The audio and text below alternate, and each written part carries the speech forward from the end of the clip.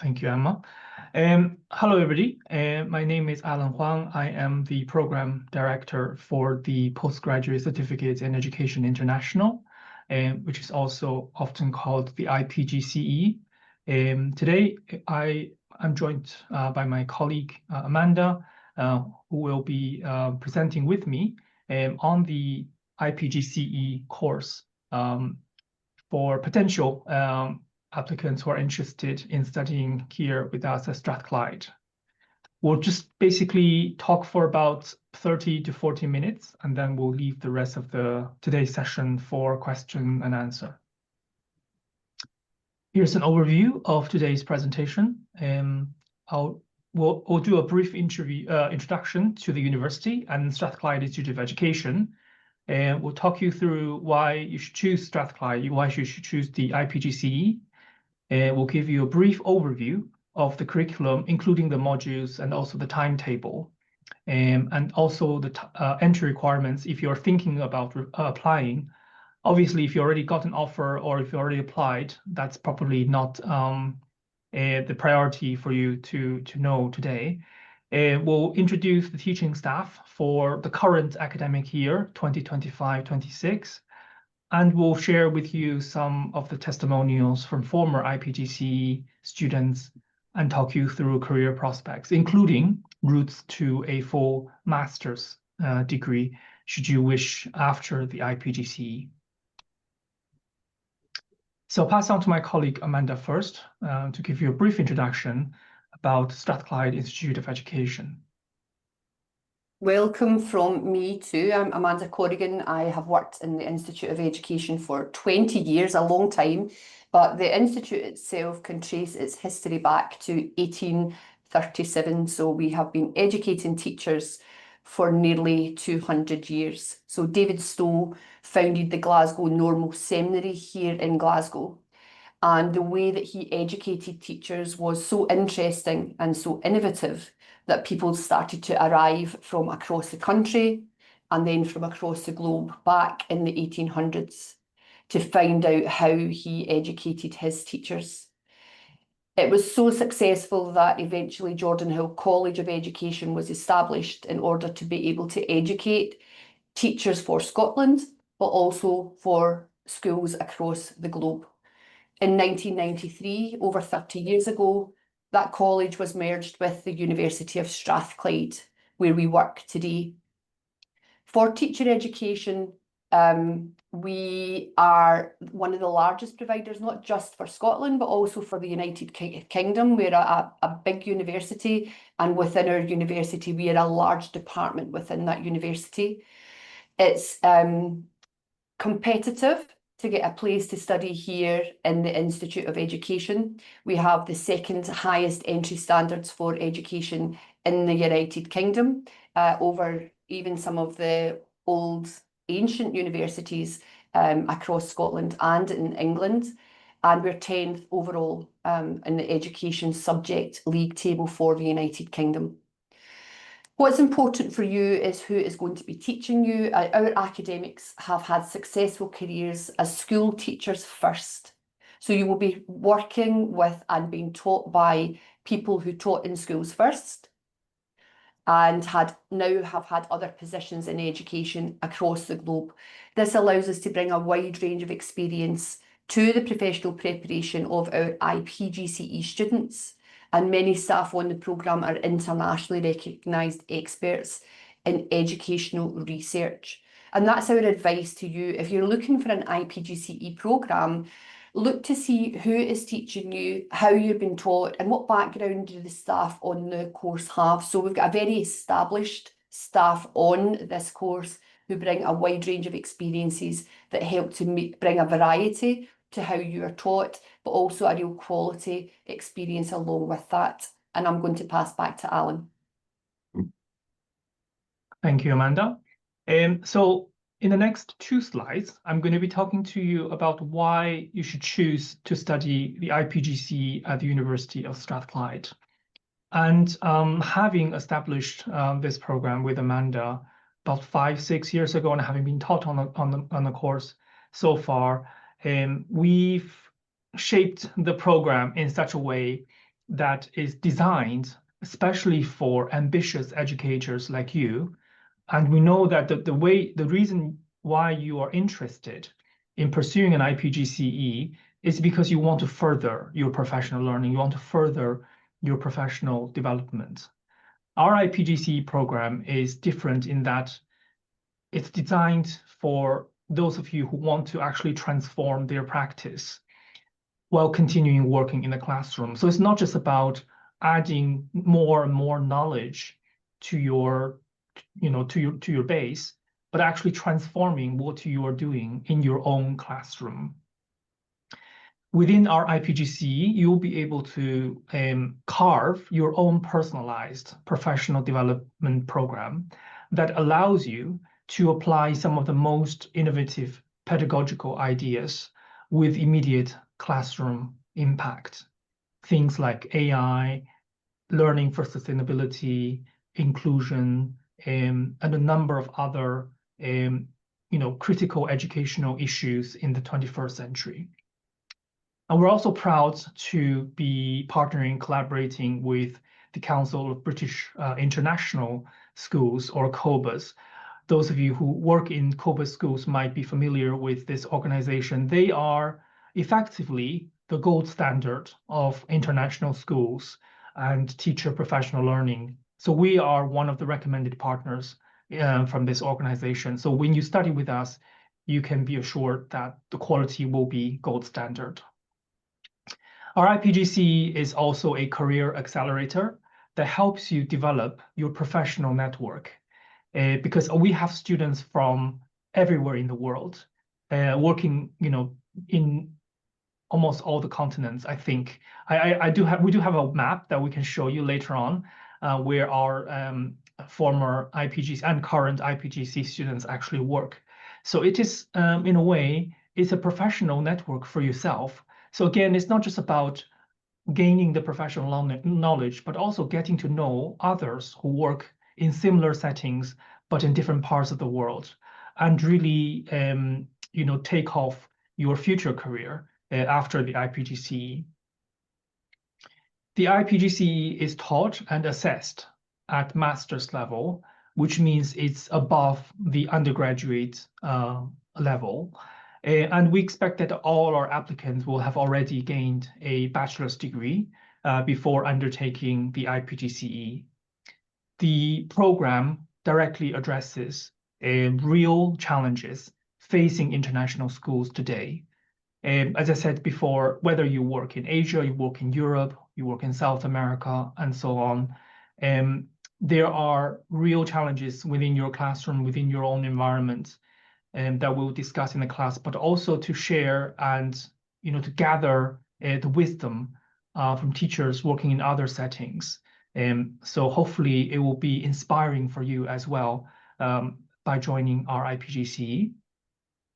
The program was developed by world-leading experts in AI, primary education, secondary education, bilingual education, STEM education, educational leadership, and learning for sustainability. So the course itself is it's a mix of a range of expertise. So you'll get to choose what you want to specialize in by completing our both formative assessment and also summative assessment, which we're going to talk about later on. The program is underpinned by our own rigorous educational research at the forefront of the field. So the program is very research informed, and which is something that we are quite proud as well. It's drawn from classroom practice, from our own experience working as classroom practitioners before joining Strathclyde or before coming into higher education, but also it's very relevant to our ongoing research as academic staff within the Strathclyde Institute of Education. The program is flexible. It is a part-time course and is fully online with pre-recorded lectures. But more importantly, we also offer synchronous taught seminars where we gather all the iPGCE students together every week for them to share their practice and their thoughts on the academic reading. We offer 2 sessions each week and students only have to choose one of the two sessions depending on their time zone. So it's time zone friendly depending on where you work in the world. And we also have a range of independent tasks for students to do, so they can choose when they want to work on these independent tasks in their own time. I think it's safe to say that we now have a growing international community of iPGCE teachers who see continuous professional development as core to their professional identity. And I think once you join our iPGCE cohort, you will have, the shared kind of value and identity as some of the other iPGCE students we've had in the past. So who is this course for? The course is for teachers of all career stages, whether you are a classroom practitioner, a subject leader, head of department, or senior managers. We have actually, in the past, we've had a large range of students from different career stages. And I think that's one of the benefit of studying with us is that you get to actually talk to, whether you are a classroom practitioner, you then get to talk to some of the senior managers in other international schools, which is usually not something that you get a chance to have that kind of conversation in your everyday setting. So it's a really interesting discussion and sometimes debate. One thing we wanted to point out is that you must have responsibility for learning and teaching within your own classroom setting, meaning that you must have a teaching responsibility in your own school. And the course is fully online, as I said before, and it can be accessed 24/7. So in terms of entry requirements, we sometimes get questions about this. You need to have an undergraduate degree with at least a 2:1 UK equivalent. Applicants must be working in an international school setting while undertaking the iPGCE. This is primarily because our learning, teaching, and assessment is very much based on your current practice. So if you don't have your own class, then it's going to be very tricky for you to implement some of the ideas and to reflect on how that implementation went. 2 satisfactory references, standard, and IELTS 6.5 with no minimum band less than 5.5 if English is not your first language or you've not had a degree in English. But I think for most of our students, because they work in international schools where English is actually the medium of instruction, IELTS is not a barrier at all for our iPGCE students normally. Pass on to you, Amanda. So I'm only going to look at the map of where our students have come from since the course began. And we know that this is about to be updated. Alan has the job every year of going back in to colour the map when we get a new cohort of students. And in our new cohort, we have someone from Armenia and we have someone from Serbia. So we'll be able to colour more of the map in. You can see that our students are from across the globe. I want you to look very carefully on the left-hand side, and you will see Costa Rica, that tiny country of Costa Rica. But over the last few years, we've had a number of students from that area. We're very fortunate on the programme because we have a good reputation. Our students often recommend our course to other people, so we end up teaching friends of people who have been on the course before. So in places like Italy and Belgium and Costa Rica and Spain, we have had students over the years who've been recommended to someone from the year before. So you'll see we've had people from Russia and Finland and Malaysia, but across in Africa and places like Niger and Sudan. So if you are in a class that has people from lots of different countries, one of the real benefits of the course, as Alan said earlier, is that opportunity to hear real global perspectives on how education is conducted and in different countries, but also what the educational aspirations are in the countries in which people work. I was interested when I met the new students in the cohort for this year that we have another person from Costa Rica. And when I asked him why he joined the course, he said, I know, and he gave the name of the student who had been on the course a few years ago, who is now studying in Europe for a PhD. And he said that student, when he was a student, he had been on many different courses and said to me, I have been on many courses, but on that course at Strathclyde, I learned something. And that was enough for us, that in a good quality international school where people are having lots of different kinds of training, it was our course that he felt that he had really learned something, to the point that he recommends our course to other people, although he's now on away on to do his PhD. So that's our map. Alan will spend the next few weeks colouring in more countries to represent our newest cohort, and I'm going to pass back to you, Alan, to talk about the makeup of the course. Thank you, Amanda. For those who are listening at this moment, you are primarily interested in the January cohort of the iPGCE program.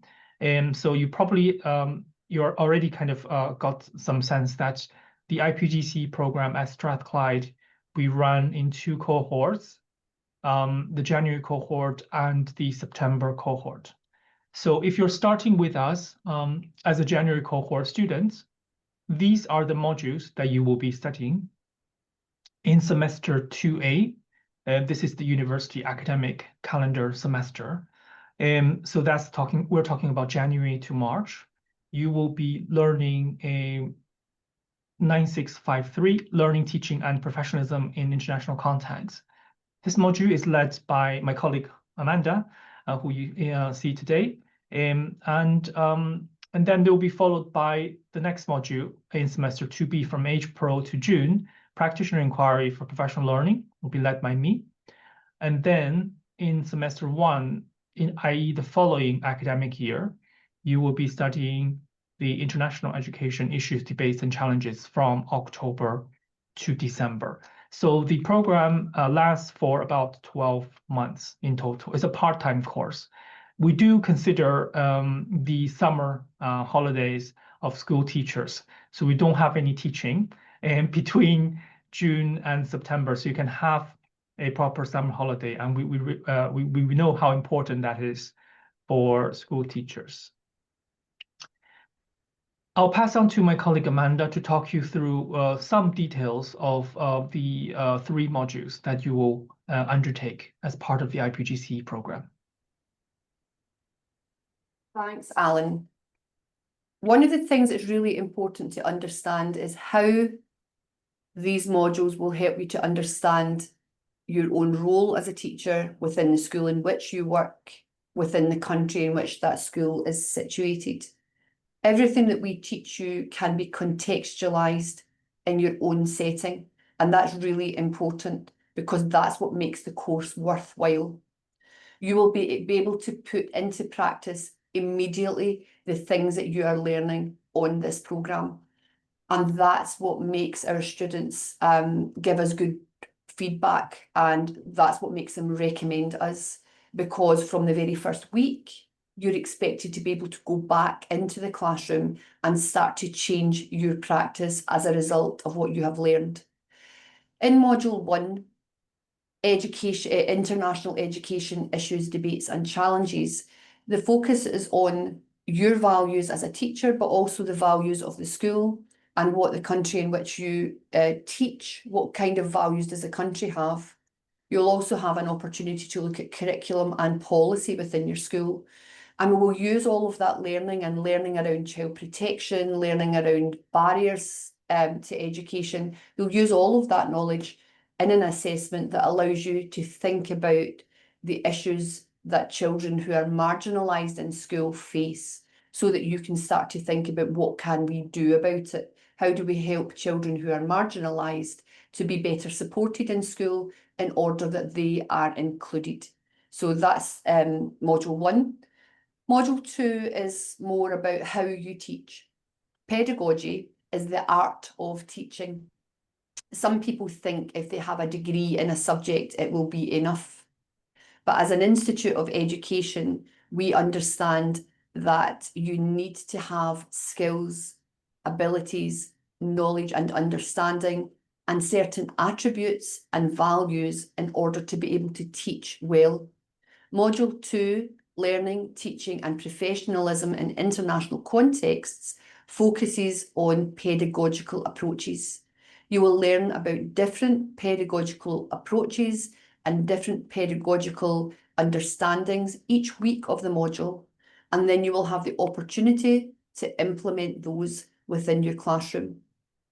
The assessment for that module is a reflection on your own professional development. What did you try to implement in your classroom? Why did you think that was important? And how did that go? Did it go well? Did it work for some children but not other children? So the whole process of that module is on learning something new, putting it into practice in your classroom, and then reflecting on how well or not that went so that you can do something about it.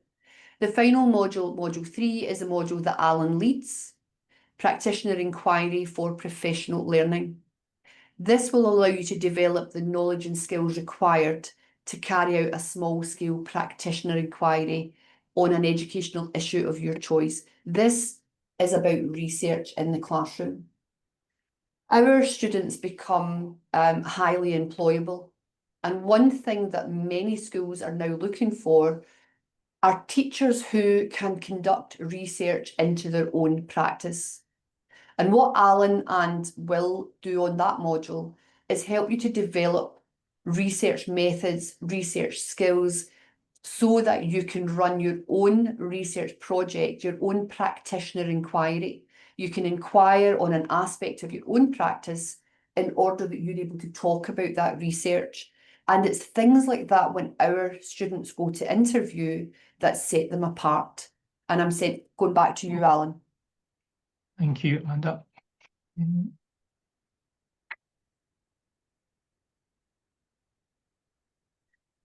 Okay, so on this slide, I'm going to be talking to you about the timetable for the January intake. And just bear in mind that these are UK time, and so you can convert the time to your local time zone. Broadly speaking, for module 9653 and 9652, those two modules are taught on Tuesdays and Thursdays. And for module 9651, it's generally taught on Wednesdays. As I said before, for each module, and that's one of the each of the colors here, we have two time zones. We teach in two time zones. One is called the Southeast Asian time zone. The other is called the rest of the world time zone. So if you live in China, in Thailand, Singapore, you might want to follow the Southeast Asian time zone. And this is usually 11 a.m. to 1 p.m. UK time, which is usually after school hours for you if you teach in those countries. And then the rest of the world time zone is suitable for people who work in European countries, for example, and also possibly the Middle Eastern countries as well. So that's 5 to 7 UK time, and the European Central Time is usually 6 to 8. Again, it's after your school teaching hours. So we're trying to make it as teacher-friendly as possible. But as you can appreciate, I'm sure that if you teach students from across the globe, it's really difficult to find the perfect time for everyone. But we will, take that into account. If you, for example, can't make the Southeast Asian class, you are very welcome to join the rest of the world class, because the two classes will be identical. So you get to choose which one you want to join. On this slide, I'm going to talk to you briefly about the level of commitment required for the iPGCE. In the past, we've had some kind of questions from potential applicants and from students about how much time they should spend on studying for the program. And as you know, as the same as anything in relation to learning, it's very hard to kind of to have a definitive number of hours that we can say that you will be successful in this module. But as a general rule of thumb, we recommend that you spend between 3 to 5 hours each week in preparation for the synchronous seminar. And really think about how this arrangement fits within your own life and work, because most, if not all, of our iPGCE students are full-time classroom practitioners, and they have their own working life, but also their own personal life. A lot of them have family, have children as well. So you really need to think about what is feasible for you within your own circumstances.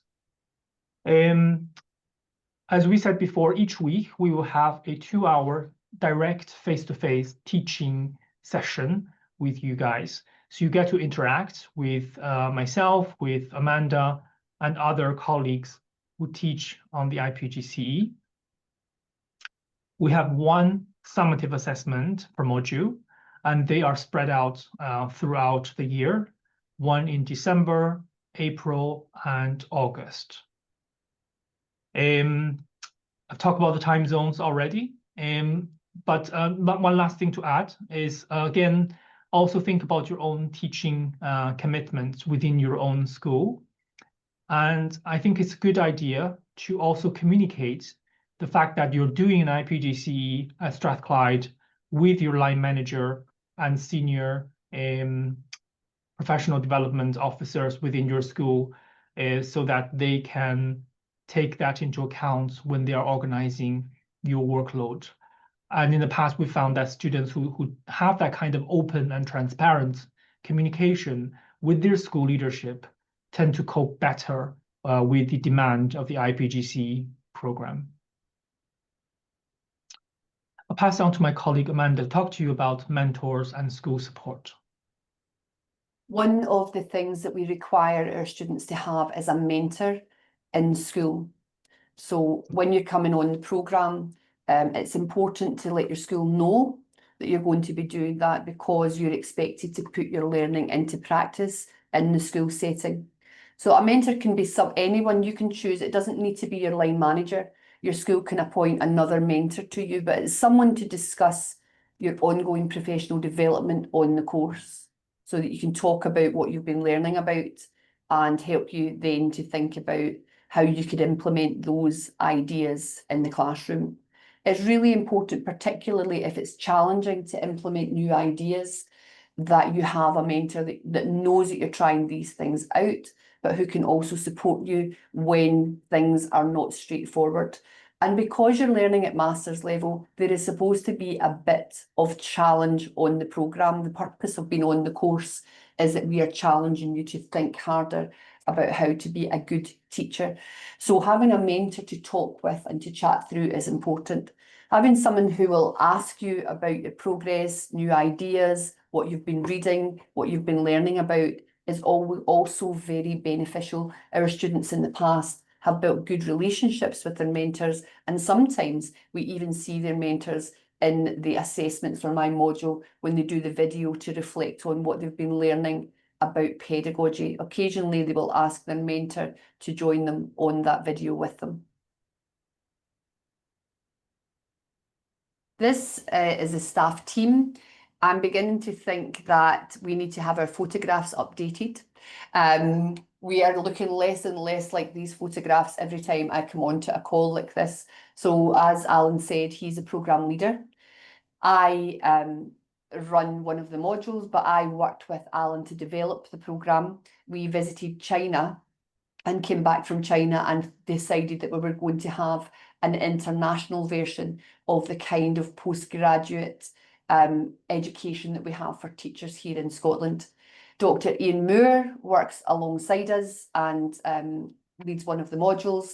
And on the research module, Will Quirk supports Alan to run that module and brings an awful lot to the team. He's one of our newest recruits to this programme, but thoroughly enjoys teaching it.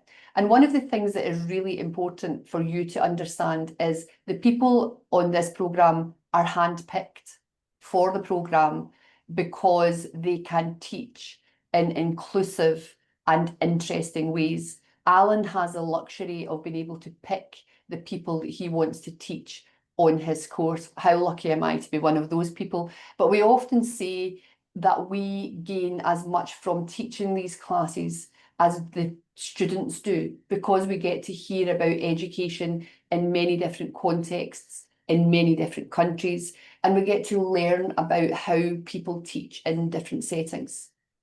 You can find out more about us if you look our names up on the university website. And you will also, if you're on the course, hear from other people who have helped to make videos for us or given us information that we can share on the course as well.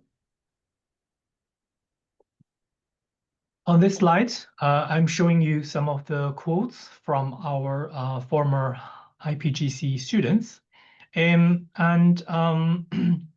One of the things that you notice is that, for example, the first quote, it says it's really changed my overall thinking in teaching practice.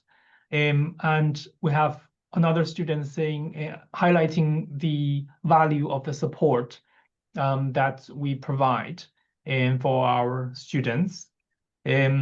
Organization of the module is also one of the strengths of this module is that because it's an online module and we appreciate how busy all our students are, we try to organize the module in such a way that all the teaching materials will be released 1 week before the synchronous session. So that's one of the rules for us as lecturers, and so that students have time to process the information and to formulate questions that they would like to bring to the seminars as well. But the atmosphere of the iPGCE program is summarized really well by one of the students here, saying things about the positive learning environment, which is something that we want to create. And we will, of course, challenge your thinking. We will stimulate your thoughts, and we will try to inspire you. But we also want to keep it positive so that you feel comfortable contributing or disagreeing with us or with other student teachers, because we know everybody on the course works in a different educational setting. So what we're teaching you on this course is how do you make an informed decision, make an informed educational or pedagogical decision within your classroom by considering a wide range of views and ideas, and feel that your decision can be justified by the literature and by your pedagogical reasoning. And that's what we're hoping to achieve at the end of the course. The iPGCE course, as I said at the very beginning, is a professional development program. So I think most of our students who choose to do the iPGCE are thinking about their own career prospects. It is quite common from our experience by talking to our iPGCE students in the past. It's common for students to move to more established schools or schools with a stronger reputation as a result of attending the iPGCE course. We've had students who showcase the fact that they are either undertaking or have completed the iPGCE at Strathclyde and managed to secure a better job or better position within their current school. Students are often given permanent contracts or enhanced roles within the school because of their iPGCE at Strathclyde as well. And we see a trend that more and more schools are now advertising places using qualifications like iPGCE to provide evidence of quality provision. So having that iPGCE certificate sometimes will be a crucial deciding factor for your success in your job interview and application.